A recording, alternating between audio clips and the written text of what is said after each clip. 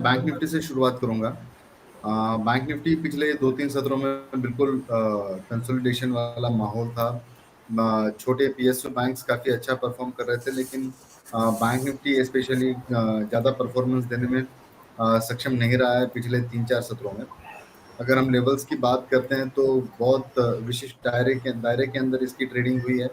And since last मतलब 4 तारीख से लेकर आज तक का जो है वो डाउन ट्रेंड का फॉर्मेशन लिया है, और आज जो है वो वीवैप के करीब करीब ये ट्रेड कर रहा है, और सिग्निफिकेंटली 45,000 के ऊपर बैंक निफ्टी अभी ट्रेड कर रहा है। अगर हम लोग कल की क्लोजिंग को अगर ध्यान में रखते हैं तो कल की क्लोजिंग 44,944 मतलब 950 के करीब करीब इसका सपोर्ट होगा।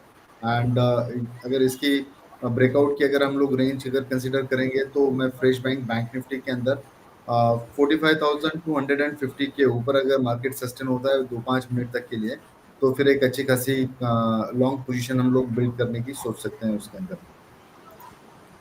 जी, तो किन लेवल्स पे लॉन्ग पोजीशन बिल्ड करने की सोच सकते हैं वो बता दिया है पंकज जी ने।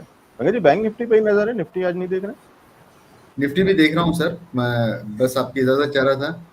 जी जी। निफ्टी एक पॉजिटिव नोट के साथ में ट्रेड कर रहा है। इनफैक्ट रिलायंस का काफी सहारा मिला है। एलेक्स जी, आपको याद होगा कि 2-3 सत्रों पहले जब हम लोग बात कर रहे थे तब मैंने बहुत स्ट्रांगली रिकमेंड किया था कि रिलायंस एक टॉप आउट परफॉर्मर साबित होगा। तो उसी उसी के बाद में आपने देखा होगा लगभग 7 से 8% की रैली हम लोग इसके अंदर 7% तक की रैली हम लोग विटनेस कर चुके हैं।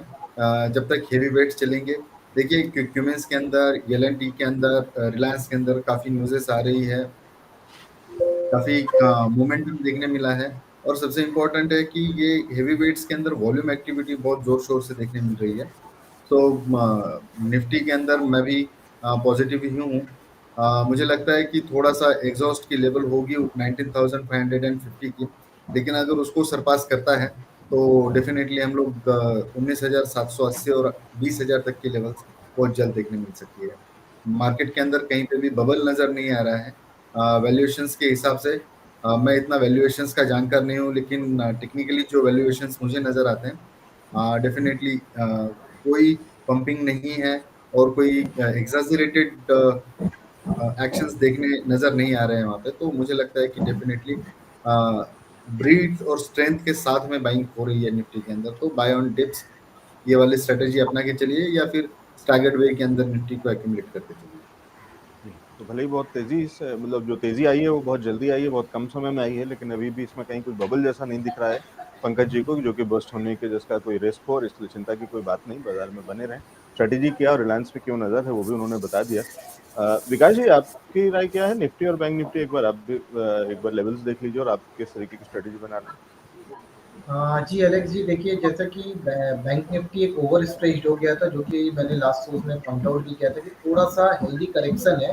लोअर सपोर्ट के पास आएगा तो हम लोग बाई का जगह देखेंगे। 44,800 900 का जो जोन था वो मेरे लिए बैंक निफ्टी में री एंट्री जोन था, जहाँ पे बाजार आया है, रुका है।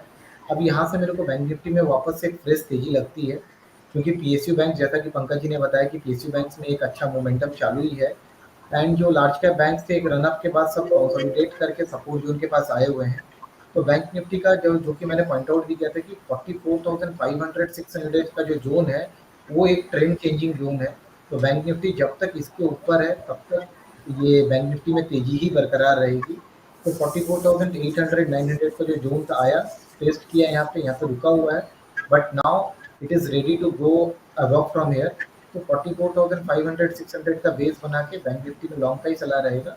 अब हम लोग वापस से हायर टारगेट 45,500, जहाँ पे कि थोड़ा सा एग्जॉस्ट होगा वाई डेटा के हिसाब से, और अगर उसको क्रॉस कर जाता है तो 46,000 तक के टारगेट के लिए बैंक निफ्टी में लॉन्ग रहेंगे।